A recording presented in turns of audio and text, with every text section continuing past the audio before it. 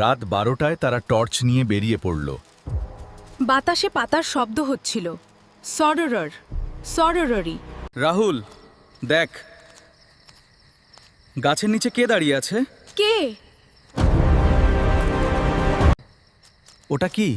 আমার বুকটা ধড়ফড় করছে। কি হচ্ছে?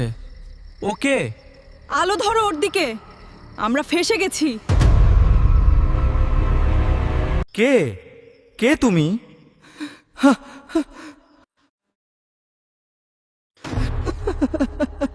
আরে বাবা, আমি তো গ্রামের মালিক কাকু। ভয় পেও না, আমার ছাগলটা হারিয়ে গিয়েছিল। তুমি বেঁচে আছো, ঈশ্বরকে ধন্যবাদ। আমরা দুজনেই হাঁপ ছেড়ে বাঁচলাম। কিন্তু তারা যখন ফিরছিল, ঠিক তখন বটগাছের ওপরে থেকে ভেসে এলো একটা কণ্ঠ। এবার তোরা বেঁচে গেলি। বাপন, পিছনে তাকা। কে ডাকলো? মনে হচ্ছে ওই গাছের দিক থেকে। কই? কেউ তো নেই, কোনো সাড়া শব্দও নেই।